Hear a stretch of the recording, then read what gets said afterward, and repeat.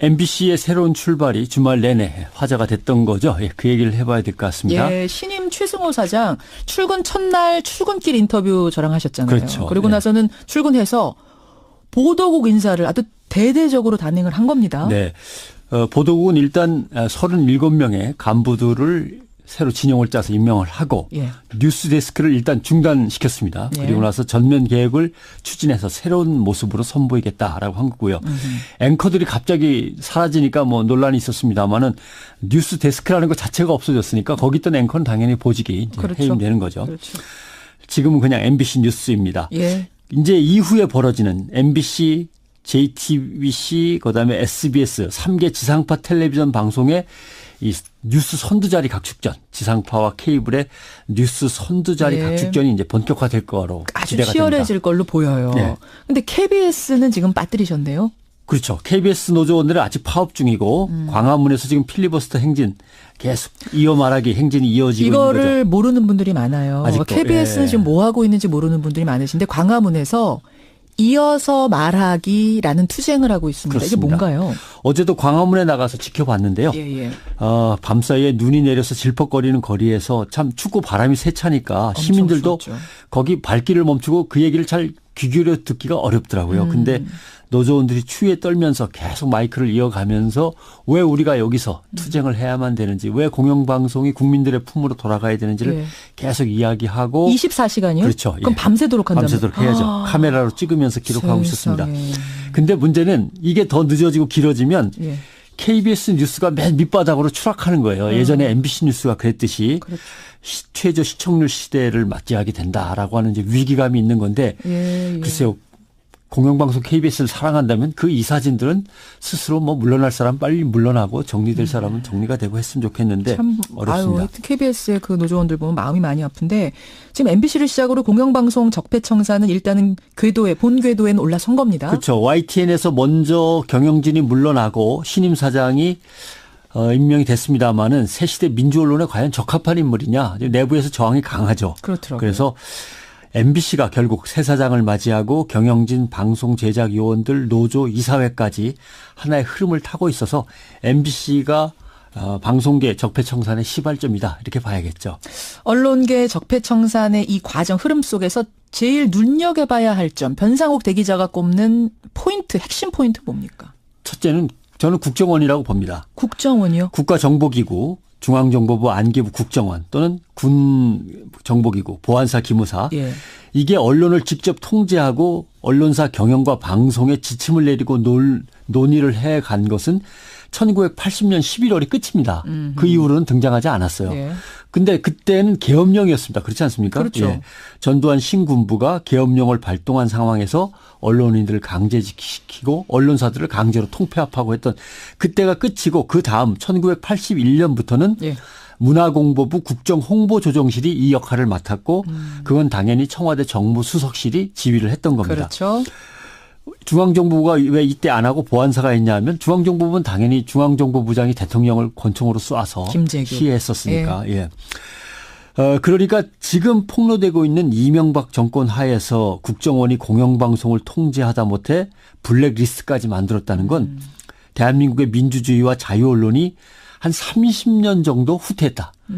국가정보기구가 통제한 그 상황으로 간 거죠. 1980년대로 돌아갔다. 그렇죠. 예. 김대중 노무현 정권을 거치면서 또 나름대로 이것이 그나마 사그러들고 이제는 끝난 걸로 알았습니다마는 예. 다시 이제 부활한 거죠. 그러니까 결국 공영방송의 국정원이라고 하는 국가정보기가 개입한 것은 이 땅의 민주주의가 한 30년을 후퇴한 거다. 이제 이렇게 볼 수 있는 거고요. 그러네. 또 하나는 그러면 김대중 대통령, 노무현 대통령 10년을 거치면서 다 끝났다고 하는데 왜 갑자기 또 등장한 것이냐라고 하는 부분은 이것은 그동안의 기득권 세력과 보수 우익 정당이 뉴라이트라고 하는 새로운 지배 이데올로기를 가지고 정권을 다시 찾아오기 위해서 몸부림치면서 그것들이 준비돼 있다가 이제 등장한 거다 이렇게 볼 수 있는 거죠. 저는 어떻게 그토록 갑작스럽게 너무도 빨리 30년이나 뒷걸음칠 수 있었던 건지 그게 사실 놀라워요. 박정희 정권 때는 유신 기자라는 게 있었어요. 유신 기자요? 예, 그러니까 공화당에 있다가 너 내일부터 KBS 가서 부장해라 그러면 가는 거예요. 예, 정치권에서 떨어져. 이런 사람들은 자랑스럽게 명찰을 달고 다녔어요. 내가 이래봬도 위에서 돌봐주시는 분이야. 나 유신 기자야. 하고. 전두환 때는 어용 기자라고 불렀습니다. 예. 용비어천가를 지어서 불렀다고 해가지고 그렇죠. 설날 추석 때 이제 대통령하고 고위 정치꾼들에게 가서 절하고 용돈 받아오던 시절입니다. 이 사람들도 자기가 자랑하면서 좀 지냈어요. 김영삼 정권에서는 유명한 YS 언론장 학생, 그렇죠. 예. 김 대통령을 지지하면서 정보를 갖다 빼내주거나 자문을 해주는 사람들. 예. DJ 때는 기억하실지 모르겠습니다만 위스키 앤 캐시라고. 그건 뭐예요? 위스키는 술 마시는 거고 캐시는 돈 봉투 이렇게. 예, 그래서 대통령 측근들이 국가 시스템을 통해서 통제한 게 아니고 대통령 측근들이 직접 언론인들을 만나서 접대하고 컨트롤하려고 했던 그런 시절이고 노무현 대통령 때는 그런 게 없었고 그러면서 이명박 대통령과 갑작스럽게 돌아온 박근혜 대통령은 문민정권 15년의 공백을 메우고 어디서 갑자기 사람들을 모아가지고 언론을 갖다 이렇게 쉽게 통제할 수 있었을까? 그것은 뉴라이트라는 새로운 지배 이데올로기가 우리 사회에 뿌리를 내리면서 KBS, MBC 등 공영방송 내에 내부 부역자들이 이미 있었던 거예요. 아하. 그 사람들이 권력 지향적이고 기회주의자로서 뉴라이트를 받아들였던지 아니면 뉴라이트를 받아들이진 않았지만 그걸로 겉옷을 입고 권력에게 어떻게든 접근을 했던지. 근데 공영방송에는 노조도 다 있고 그렇잖아요. 이 부분이 제일 어려운 부분인데요. 이건 마치 영국 대처수상이 했던 방법을 그대로 쓰고 있는 게 눈에 띕니다. 노조를 먼저 와야하고 노조 집행부와 노조원들을 떼놓고 노조원들을 교육훈련시킨다 그러면서 분산시키고 다른 곳으로 옮겨놓고 잡아가두거나 아니면 민사 손해배상 소송을 걸거나. 그러니까 묶어놓고 노조를. 그러니까 MBC, KBS도 보면 1노조, 2노조, 3노조가 그래서 생긴 거죠. 그다음에 교육발령이라고. 왜냐하면 징계하거나 강제직하면 몇 명만 해당되지만 그렇죠. 교육발령으로 쫙 흐트러놓으면은 수백 명을 한꺼번에 흐트러놓을 수 있거든요. 힘을 빼놓는. 예. 비제작 부서로 기자, PD, 아나운서를 옮겨놓거나. 또 MBC 노조도 지금 191억인가 아마 있을 겁니다. 손해배상 소송 걸려 손해배상 소송을 걸어놓고. 이렇게 해서 꼼꼼하고 촘촘한 압박 때문에 이 노조가 힘을 못 썼던 건데 과연 이것을 그 경영진이 기획을 했을까? 노조, 기자협회, PD협회, 아나운서협회를 갖다 이렇게 꼼꼼하게 얽어매는 이 작업을 과연 누가 했느냐?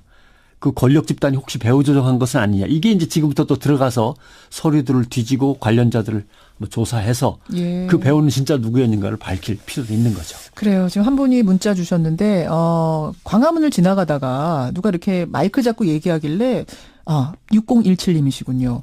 뭐 하는 거지 하고 그냥 지나가셨대요. 근데 알고 보니 그게 KBS 직원들이 이어 말하기 대회 하고 있는 거군요 하면서 격려의 박수 보내주셨습니다. 귀 기울여 듣기가 어렵더라고요. 근데 노조원들이 추위에 떨면서 계속 마이크를 이어가면서 왜 우리가 여기서 투쟁을 해야만 되는지 왜 공영방송이 국민들의 품으로 돌아가야 되는지를 계속 이야기하고 24시간이요? 그렇죠. 그럼 밤새도록 한다면 밤새도록 해야죠. 카메라로 찍으면서 기록하고 있었습니다. 근데 문제는 이게 더 늦어지고 길어지면 KBS 뉴스가 맨 밑바닥으로 추락하는 거예요. 예전에 MBC 뉴스가 그랬듯이 그렇죠.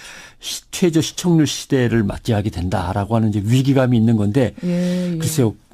공영방송 KBS를 사랑한다면 그 이사진들은 스스로 물러날 사람 빨리 물러나고 정리될 사람은 정리가 되고 했으면 좋겠는데 참 어렵습니다. KBS의 그 노조원들 보면 마음이 많이 아픈데 지금 MBC를 시작으로 공영방송 적폐청사는 일단은 본 궤도에는 올라선 겁니다. 그렇죠. YTN에서 먼저 경영진이 물러나고 신임 사장이 임명이 됐습니다마는 새 시대 민주언론에 과연 적합한 인물이냐. 내부에서 저항이 강하죠. 그렇더라고요. 그래서 MBC가 결국 새 사장을 맞이하고 경영진, 방송 제작 요원들, 노조, 이사회까지 하나의 흐름을 타고 있어서 MBC가 방송계 적폐청산의 시발점이다 이렇게 봐야겠죠.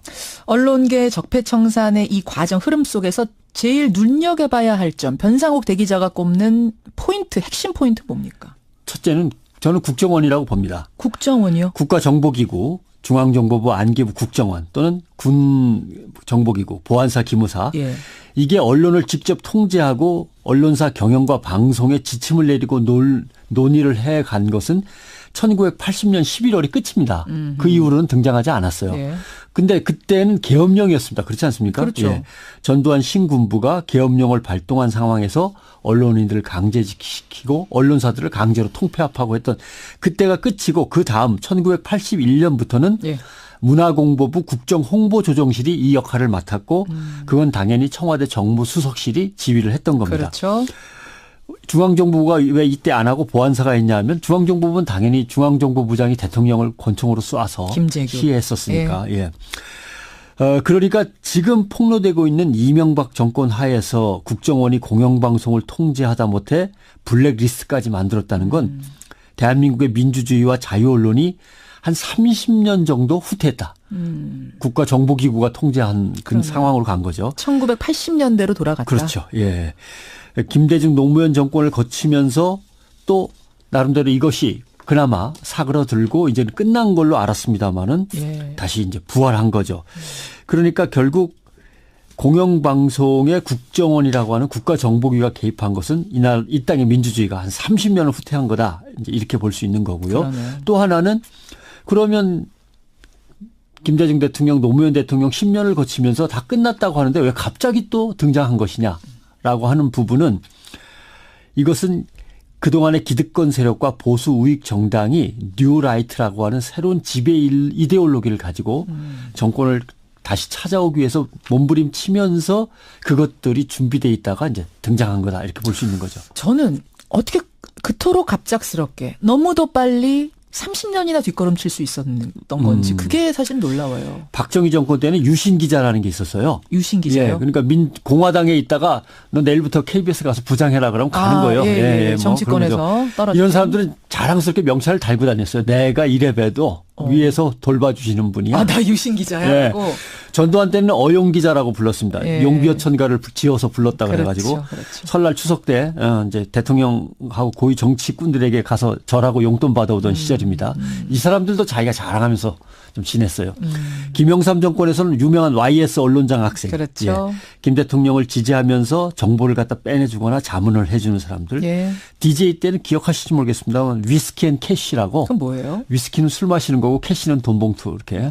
예, 그래서 대통령 측근들이 국가 시스템을 통해서 통제한 게 아니고 대통령 측근들이 직접 언론인들을 만나서 접대하고 컨트롤하려고 했던 그런 시절이고 노무현 대통령 때는 그런 게 없었고 예. 그러면서 이명박 대통령과 갑작스럽게 돌아온 박근혜 대통령은 문민정권 15년의 공백을 메우고 어디서 갑자기 사람들을 모아가지고 언론을 갖다 이렇게 쉽게 통제할 수 있었을까? 그것은 뉴라이트라는 새로운 지배 이데올로기가 우리 사회에 뿌리를 내리면서 KBS, MBC 등 공영방송 내에 내부 부역자들이 이미 있었던 거예요. 아하. 그 사람들이 권력 지향적이고 기회주의자로서 뉴라이트를 받아들였던지 아니면 뉴라이트를 받아들이진 않았지만 그걸로 겉옷을 입고 권력에게 어떻게든 접근을 했던지. 근데 그런 게 있었던 거죠. 공영방송에는 노조도 다 있고 그렇잖아요. 이 부분이 제일 어려운 부분인데요. 이건 마치 영국 대처수상이 했던 방법을 그대로 쓰고 있는 게 눈에 띕니다.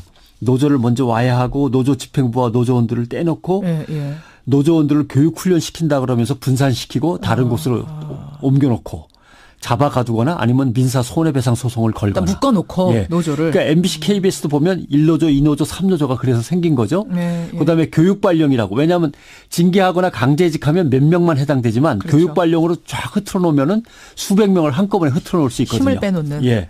비제작 부서로 기자, PD, 아나운서를 옮겨놓거나. 예. 또 MBC 노조도 지금 191억인가 아마 있을 겁니다. 손해배상 소송 걸렸어요. 손해배상 소송을 걸어놓고. 이렇게 해서 꼼꼼하고 촘촘한 압박 때문에 이 노조가 힘을 못 썼던 건데 과연 이것을 그 경영진이 기획을 했을까? 노조, 기자협회, PD협회, 아나운서협회를 갖다 이렇게 꼼꼼하게 얽어매는 이 작업을 과연 누가 했느냐? 그 권력 집단이 혹시 배후 조정한 것은 아니냐? 이게 이제 지금부터 또 들어가서 서류들을 뒤지고 관련자들을 뭐 조사해서 예. 그 배우는 진짜 누구였는가를 밝힐 필요도 있는 거죠. 그래요. 지금 한 분이 문자 주셨는데 광화문을 지나가다가 누가 이렇게 마이크 잡고 얘기하길래 6017님이시군요. 뭐 하는 거지 하고 그냥 지나가셨대요. 근데 알고 보니 그게 KBS, KBS 직원들이 이어 말하기 대회 하고 있는 거군요 하면서 격려의 박수 보내주셨어요. 경영진, 방송 제작 요원들, 노조, 이사회까지 하나의 흐름을 타고 있어서 MBC가 방송계 적폐청산의 시발점이다 이렇게 봐야겠죠. 언론계 적폐청산의 이 과정 흐름 속에서 제일 눈여겨봐야 할 점, 변상욱 대기자가 꼽는 포인트, 핵심 포인트 뭡니까? 첫째는 저는 국정원이라고 봅니다. 국정원이요? 국가정보기구 중앙정보부 안기부 국정원 또는 군정보기구 보안사 기무사 예. 이게 언론을 직접 통제하고 언론사 경영과 방송에 지침을 내리고 논의를 해간 것은 1980년 11월이 끝입니다. 그 이후로는 등장하지 않았어요. 예. 근데 그때는 계엄령이었습니다. 그렇지 않습니까? 그렇죠. 예. 전두환 신군부가 계엄령을 발동한 상황에서 언론인들을 강제시키고 언론사들을 강제로 통폐합하고 했던 그때가 끝이고 그 다음 1981년부터는 예. 문화공보부 국정홍보조정실이 이 역할을 맡았고 그건 당연히 청와대 정무수석실이 지휘를 했던 겁니다. 그렇죠. 중앙정보부가 왜 이때 안 하고 보안사가 했냐면 중앙정보부는 당연히 중앙정보부장이 대통령을 권총으로 쏴서 김재규. 시해했었으니까. 예. 그러니까 지금 폭로되고 있는 이명박 정권 하에서 국정원이 공영방송을 통제하다 못해 블랙리스트까지 만들었다는 건 대한민국의 민주주의와 자유언론이 한 30년 정도 후퇴했다. 국가정보기구가 통제한 그 상황으로 간 거죠. 1980년대로 돌아갔다. 그렇죠. 예. 김대중 노무현 정권을 거치면서 또 나름대로 이것이 그나마 사그러들고 이제는 끝난 걸로 알았습니다마는 예. 다시 이제 부활한 거죠. 그러니까 결국 공영방송의 국정원이라고 하는 국가정보기가 개입한 것은 이 땅의 민주주의가 한 30년을 후퇴한 거다. 이제 이렇게 볼 수 있는 거고요. 그러네. 또 하나는 그러면 김대중 대통령, 노무현 대통령 10년을 거치면서 다 끝났다고 하는데 왜 갑자기 또 등장한 것이냐라고 하는 부분은 이것은 그동안의 기득권 세력과 보수 우익 정당이 뉴라이트라고 하는 새로운 지배 이데올로기를 가지고 정권을 다시 찾아오기 위해서 몸부림치면서 그것들이 준비돼 있다가 이제 등장한 거다 이렇게 볼 수 있는 거죠. 저는 어떻게 그토록 갑작스럽게 너무도 빨리 30년이나 뒷걸음칠 수 있었던 건지 그게 사실 놀라워요. 박정희 정권 때는 유신 기자라는 게 있었어요. 저는 예. 문화공보부 국정홍보조정실이 이 역할을 맡았고 그건 당연히 청와대 정무수석실이 지휘를 했던 겁니다. 그렇죠. 중앙정보부가 왜 이때 안 하고 보안사가 했냐면 중앙정보부는 당연히 중앙정보부장이 대통령을 권총으로 쏴서 김재규. 시해했었으니까. 예. 그러니까 지금 폭로되고 있는 이명박 정권 하에서 국정원이 공영방송을 통제하다 못해 블랙리스트까지 만들었다는 건 대한민국의 민주주의와 자유언론이 한 30년 정도 후퇴했다. 국가정보기구가 통제한 그 상황으로 간 거죠. 1980년대로 돌아갔다. 그렇죠. 예. 김대중 노무현 정권을 거치면서 또 나름대로 이것이 그나마 사그러들고 이제는 끝난 걸로 알았습니다마는 예. 다시 이제 부활한 거죠. 그러니까 결국 공영방송의 국정원이라고 하는 국가정보기가 개입한 것은 이 땅의 민주주의가 한 30년을 후퇴한 거다. 이제 이렇게 볼 수 있는 거고요. 그러네. 또 하나는 그러면 김대중 대통령, 노무현 대통령 10년을 거치면서 다 끝났다고 하는데 왜 갑자기 또 등장한 것이냐라고 하는 부분은 이것은 그동안의 기득권 세력과 보수 우익 정당이 뉴라이트라고 하는 새로운 지배 이데올로기를 가지고 정권을 다시 찾아오기 위해서 몸부림치면서 그것들이 준비돼 있다가 이제 등장한 거다 이렇게 볼 수 있는 거죠. 저는 어떻게 그토록 갑작스럽게 너무도 빨리 30년이나 뒷걸음칠 수 있었던 건지 그게 사실 놀라워요. 박정희 정권 때는 유신 기자라는 게 있었어요. 유신 기자요? 예, 그러니까 공화당에 있다가 너 내일부터 KBS 가서 부장해라 그러면 가는 거예요. 예, 뭐 정치권에서 떨어져. 이런 사람들은 자랑스럽게 명찰을 달고 다녔어요. 내가 이래봬도 위에서 돌봐주시는 분이야. 나 유신 기자야. 예. 전두환 때는 어용 기자라고 불렀습니다. 예. 용비어천가를 지어서 불렀다 그래가지고 그렇죠. 설날 추석 때 이제 대통령하고 고위 정치꾼들에게 가서 절하고 용돈 받아오던 시절입니다. 이 사람들도 자기가 자랑하면서 좀 지냈어요. 김영삼 정권에서는 유명한 YS 언론장 학생. 그렇죠. 예. 김 대통령을 지지하면서 정보를 갖다 빼내주거나 자문을 해주는 사람들. 예. DJ 때는 기억하실지 모르겠습니다만 위스키 앤 캐시라고. 그건 뭐예요? 위스키는 술 마시는 거고 캐시는 돈 봉투 이렇게. 예. 그래서 대통령 측근들이 국가 시스템을 통해서 통제한 게 아니고 대통령 측근들이 직접 언론인들을 만나서 접대하고 MBC의 새로운 출발이 주말 내내 화제가 됐던 거죠. 예, 그 얘기를 해봐야 될 것 같습니다. 예, 신임 최승호 사장 출근 첫날 출근길 인터뷰 저랑 하셨잖아요. 그렇죠. 그리고 예. 나서는 출근해서 보도국 인사를 아주 대대적으로 단행을 한 겁니다. 네. 보도국은 일단 37명의 간부들을 새로 진영을 짜서 임명을 하고 예. 뉴스 데스크를 일단 중단시켰습니다. 예. 그리고 나서 전면 계획을 추진해서 새로운 모습으로 선보이겠다라고 한 거고요. 앵커들이 갑자기 사라지니까 뭐 논란이 있었습니다만은 뉴스 데스크라는 것 자체가 없어졌으니까 거기 있던 앵커는 당연히 보직이 이제 그렇죠. 해임되는 거죠. 그렇죠. 지금은 그냥 MBC 뉴스입니다. 예. 이제 이후에 벌어지는 MBC, JTBC, 그다음에 SBS 3개 지상파 텔레비전 방송의 이 뉴스 선두자리 각축전, 지상파와 케이블의 뉴스 선두자리 예. 각축전이 이제 본격화될 거로 아주 기대가 치열해질 됩니다. 걸로 보여요. 네. 근데 KBS는 지금 빠뜨리셨네요. 그렇죠. KBS 노조원들은 아직 파업 중이고 광화문에서 지금 필리버스터 행진 계속 이어 말하기 행진이 이어지고 있는 거죠. 이거를 모르는 분들이 많아요. 아직도, KBS는 예. 지금 뭐 하고 있는지 모르는 분들이 많으신데 광화문에서 이어서 말하기라는 투쟁을 하고 있습니다. 그렇습니다. 이게 뭔가요? 어제도 광화문에 나가서 지켜봤는데요. 예. 밤사이에 눈이 내려서 질퍽거리는 거리에서 참 춥고 바람이 세차니까 시민들도 추웠죠. 거기 발길을 멈추고 그 얘기를 잘 귀 기울여 듣기가 어렵더라고요. 근데 노조원들이 추위에 떨면서 계속 마이크를 이어가면서 왜 우리가 여기서 투쟁을 해야만 되는지, 왜 공영방송이 국민들의 품으로 돌아가야 되는지를 예. 계속 이야기하고 24시간이요? 그렇죠. 그럼 예. 밤새도록 한다면 밤새도록 해야죠. 카메라로 찍으면서 기록하고 있었습니다. 근데 문제는 이게 더 늦어지고 길어지면 예. KBS 뉴스가 맨 밑바닥으로 추락하는 거예요. 예전에 MBC 뉴스가 그랬듯이 그렇죠. 최저 시청률 시대를 맞이하게 된다라고 하는 이제 위기감이 있는 건데 예. 글쎄요. 공영방송 KBS를 사랑한다면 그 이사진들은 스스로 뭐 물러날 사람 빨리 물러나고 정리될 사람은 정리가 되고 했으면 좋겠는데 참 어렵습니다. KBS의 그 노조원들 보면 마음이 많이 아픈데 지금 MBC를 시작으로 공영방송 적폐청사는 일단은 본 궤도에는 올라선 겁니다. 그렇죠. YTN에서 먼저 경영진이 물러나고 신임 사장이 임명이 됐습니다마는 새 시대 민주 언론에 과연 적합한 인물이냐 내부에서 저항이 강하죠. 그렇더라고요. 그래서 MBC가 결국 새 사장을 맞이하고 유신 기자요. 예, 그러니까 공화당에 있다가 너 내일부터 KBS 가서 부장해라 그러면 가는 거예요. 예, 뭐 정치권에서 떨어져. 이런 사람들은 자랑스럽게 명찰을 달고 다녔어요. 내가 이래봬도 위에서 돌봐주시는 분이야. 나 유신 기자야. 예. 전두환 때는 어용 기자라고 불렀습니다. 예. 용비어천가를 지어서 불렀다 그래가지고 그렇죠. 설날 추석 때 이제 대통령하고 고위 정치꾼들에게 가서 절하고 용돈 받아오던 시절입니다. 이 사람들도 자기가 자랑하면서 좀 지냈어요. 김영삼 정권에서는 유명한 YS 언론장 학생. 그렇죠. 예. 김 대통령을 지지하면서 정보를 갖다 빼내주거나 자문을 해주는 사람들. 예. DJ 때는 기억하실지 모르겠습니다만 위스키 앤 캐시라고. 그건 뭐예요? 위스키는 술 마시는 거고 캐시는 돈 봉투 이렇게. 예. 그래서 대통령 측근들이 국가 시스템을 통해서 통제한 게 아니고 대통령 예. 측근들이 직접 언론인들을 만나서 접대하고 컨트롤하려고 했던 그런 시절이고 노무현 대통령 때는 그런 게 없었고 예. 그러면서 이명박 대통령과 갑작스럽게 돌아온 박근혜 대통령은 문민정권 15년의 공백을 메우고 어디서 갑자기 사람들을 모아가지고 언론을 갖다 이렇게 쉽게 통제할 수 있었을까? 그것은 뉴라이트라는 새로운 지배 이데올로기가 우리 사회에 뿌리를 내리면서 KBS, MBC 등 공영방송 내에 내부 부역자들이 이미 있었던 거예요. 아하. 그 사람들이 권력 지향적이고 기회주의자로서 뉴라이트를 받아들였던지 아니면 뉴라이트를 받아들이진 않았지만 그걸로 겉옷을 입고 권력에게 어떻게든 접근을 했든지. 근데 그런 게 있었던 거죠. 공영방송에는 노조도 다 있고 그렇잖아요. 이 부분이 제일 어려운 부분인데요. 이건 마치 영국 대처수상이 했던 방법을 그대로 쓰고 있는 게 눈에 띕니다.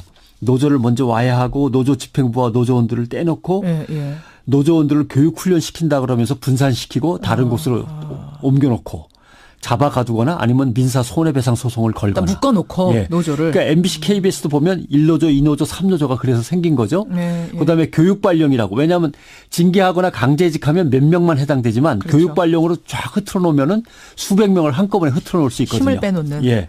비제작 부서로 기자, PD, 아나운서를 옮겨놓거나. 예. 또 MBC 노조도 지금 191억인가 아마 있을 겁니다. 손해배상 소송 걸려 손해배상 소송을 걸어놓고. 그렇게 해서 꼼꼼하고 촘촘한 압박 때문에 이 노조가 힘을 못 썼던 건데 과연 이것을 그 경영진이 기획을 했을까? 노조, 기자협회, PD협회, 아나운서협회를 갖다 이렇게 꼼꼼하게 얽어매는 이 작업을 과연 누가 했느냐? 그 권력 집단이 혹시 배후 조정한 것은 아니냐. 이게 이제 지금부터 또 들어가서 서류들을 뒤지고 관련자들을 뭐 조사해서 예. 그 배우는 진짜 누구였는가를 밝힐 필요도 있는 거죠. 그래요. 지금 한 분이 문자 주셨는데 광화문을 지나가다가 누가 이렇게 마이크 잡고 얘기하길래 6017님이시군요. 뭐 하는 거지 하고 그냥 지나가셨대요. 근데 알고 보니 그게 KBS, KBS 직원들이 이어 말하기 대회 하고 있는 거군요 하면서 격려의 박수 보내주셨습니다. 귀 기울여 듣기가 어렵더라고요. 근데 노조원들이 추위에 떨면서 계속 마이크를 이어가면서 왜 우리가 여기서 투쟁을 해야만 되는지, 왜 공영방송이 국민들의 품으로 돌아가야 되는지를 예. 계속 이야기하고 24시간이요? 그렇죠. 그럼 예. 밤새도록 한다면 밤새도록 해야죠. 카메라로 찍으면서 기록하고 세상에. 있었습니다. 근데 문제는 이게 더 늦어지고 길어지면 예. KBS 뉴스가 맨 밑바닥으로 추락하는 거예요. 예전에 MBC 뉴스가 그랬듯이 그렇죠. 최저 시청률 시대를 맞이하게 된다라고 하는 이제 위기감이 있는 건데 예. 글쎄요. 공영방송 KBS를 사랑한다면 그 이사진들은 스스로 뭐 물러날 사람 빨리 물러나고 정리될 사람은 정리가 되고 했으면 좋겠는데 참 어렵습니다. KBS의 그 노조원들 보면 마음이 많이 아픈데 지금 MBC를 시작으로 공영방송 적폐청산은 일단은 본 궤도에는 올라선 겁니다. 그렇죠. YTN에서 먼저 경영진이 물러나고 신임 사장이 임명이 됐습니다마는 새 시대 민주언론에 과연 적합한 인물이냐. 내부에서 저항이 강하죠. 그렇더라고요. 그래서 MBC가 결국 새 사장을 맞이하고 경영진 방송 제작 요원들 노조 이사회까지 하나의 흐름을 타고 있어서 MBC가 방송계 적폐청산의 시발점이다 이렇게 봐야겠죠. 언론계 적폐청산의 이 과정 흐름 속에서 제일 눈여겨봐야 할 점, 변상욱 대기자가 꼽는 포인트, 핵심 포인트 뭡니까? 첫째는 저는 국정원이라고 봅니다. 국정원이요? 국가정보기구, 중앙정보부 안기부 국정원 또는 군정보기구, 보안사 기무사. 예. 이게 언론을 직접 통제하고 언론사 경영과 방송에 지침을 내리고 논의를 해간 것은 1980년 11월이 끝입니다. 그 이후로는 등장하지 않았어요. 예. 근데 그때는 계엄령이었습니다. 그렇지 않습니까? 그렇죠. 예. 전두환 신군부가 계엄령을 발동한 상황에서 언론인들을 강제시키고 언론사들을 강제로 통폐합하고 했던 그때가 끝이고 그 다음 1981년